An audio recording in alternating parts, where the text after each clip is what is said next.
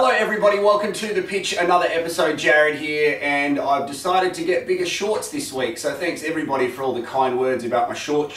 Hey, I'm hanging out here with Nigel Boogaard. Nige, how are you, man? Good, mate. You've probably watched every episode of The Pitch, including the really boring one with Jordan Elsey and Paul Izzo, and the 5 guest appearances that Jake Barkadash made. Mate, first of all, so we can get this clear, Boogaard, correct? Not Boogaard or Balgaard. Can you please confirm it for everybody? Yeah, Boogaard would be appropriate, mate, especially some of those Foxtel commentators. It'd be nice if they got it straight, but that's alright. Some of those commentators. How's on the game, the friendly Australia versus Ecuador? One of the TV broadcasters had at the bottom, Tim Cahill, 2 tries. Yeah, it's...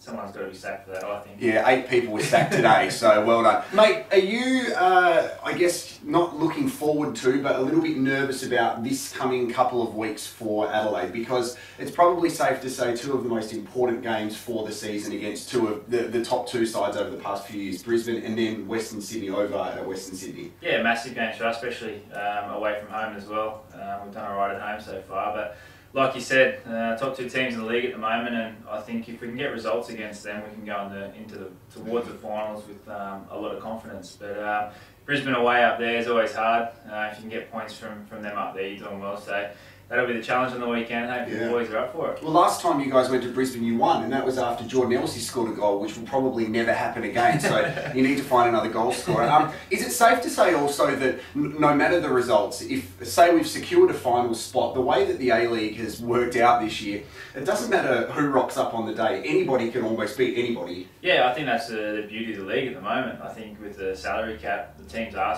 so close, and at the moment anyone can beat anyone. And I think if you have a lazy week, you don't turn up, you can get spanked. So it's great for the league. I think it's great for the viewers, and hopefully for us, we can keep the results going. At the start of the season, we were struggling to score goals as a side, and then against Wellington, a 5-1 victory.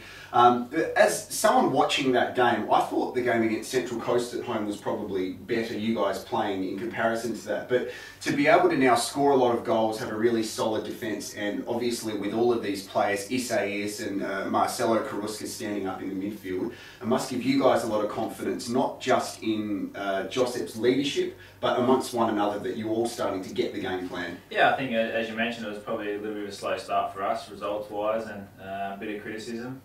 Because we weren't getting those results, but we all believed in what we were doing, and yeah, as you mentioned, we've got the quality going forward. And I think the biggest thing for us this year is at the back. We haven't made as many mistakes probably in the last few weeks, and it hasn't cost us too many games. So I think we're always going to create chances with those players up front, and there's been some quality goals over the last few weeks. So I think that gives us confidence to know that if we do either keep a clean sheet or only concede 1 goal, that we are probably going to create enough to win a game. Yeah. Can I get serious with you for a couple of questions? Then I'll ask you the non-serious ones. So we talk about what's happening next year. There's a lot of talk about where players are going, players who haven't signed, players who have signed. Does that play in the back of your mind a little bit, or are you so focused on the season and know that your performances on the park will almost dictate where your future is?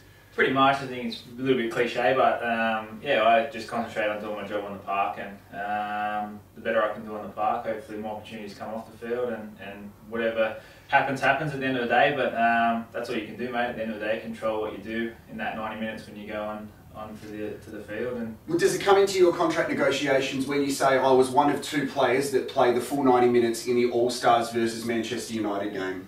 Oh, surely that's got to help. All right, now I've got 2 more serious questions for you. I've been wanting to ask somebody this every week on the pitch, but then we get carried away, and then like Cam Watson and John McCain last week, it was all about them. As an elite athlete playing in a league which is at the top of the sport around the country, do you find that some players have to accept the responsibility of being a role model? Now, when I ask this question, I'm relating to something that it was so documented, and you had to come out on Twitter and apologise for something you said on radio. Yeah. If you were anyone else, you probably wouldn't have to do that. And what you said on radio was in regards to the Central Coast game, and you basically just said we took the piss out of them. It wasn't offensive to anybody, and it's part of who you are as a person, as your natural language. Yeah. Do you find that frustrating sometimes, that you almost have to second guess everything you say just in case somebody's going to be offended? A little bit, and you've obviously not only what you say but what you do is a big thing, but that's part and parcel of it. I think when you end up with this job, and we are blessed to do what we do, that's part of the responsibility. I don't think anyone can say that it's a burden, because we do get to play the game we love every day. So when you refer to that, yeah, it obviously got taken out of context a little bit. It's probably just the way I talk, and that's the first time we beat the Mariners that I've been involved in since I've been at the club. So yeah, for me, I was stoked. So that's probably just my poor choice of words coming out there. But it's like Awa last week, when Awa scored that goal and went and did his celebration, and I spoke to him on the ground after the game, and he said to me, hey, we played really well, and in the end we killed him. Somebody could have been offended going, wait, can you show some respect to Wellington, because you didn't smash them on the park, you won 5-1. But that was pure emotion and being caught up, instead of someone going, you know what, it was the full 90 minutes, we take it one game at a time. So sometimes you're being challenged to be a real person. Yeah, I think you need characters in the game as well. I think if we were all robots and we all gave you the same answer, I think it'd get boring and no one would watch, to be honest with you. Yeah. I think in world sport, you want to see those characters, whether they're controversial or not. So yeah, it's funny that sometimes you have to apologise for things you say, but that's part and parcel of it, and yeah. Alright, so we are talking about Twitter at the moment. There's a lot of serial tweeters going around. Like Bruce Jitte always tweets at some event he's being invited to, and Jake Barkadej always tweets photos of Dario Vidicic. Who do you think is the worst tweeter at Adelaide United? Worst? Yeah, Brucey's got to be up there. Yeah. Brucey doesn't mind a bit of self-promotion. While we're talking about Twitter, Val, if you're watching, why did you block me on Twitter, mate? All I do is talk positive things about the club, and maybe photos of me coming out of the shower. Mate, I'm a lover, not a fighter. Val, you watch this because this is where you get your best stuff from. You need to start embracing me on Twitter. Favourite and retweet. Anyway, sorry, Nigel. Hey, what I wanted to ask as well, now, I'm not sure if you're aware, but I'm bald, and you've got an amazing head of hair. And at the start of the season, I was a bit concerned because you had a bowl cut, and I didn't know what you were doing. It was like you are in between Jacob Melling and John McCain, and I don't know what was happening. So how did you get to this amazing thing? Because this is good. Yeah, this is a lot better. No, to be honest, in the off-season, I wanted to go back to my youth glory days when I had the locks down at the shoulders. Yep. Yeah, it didn't look too good. And it looks horrible, mate. Yeah, the missus kind of said to me that I look 40, and for someone late 20s. What do you think about me, mate? Yeah, well...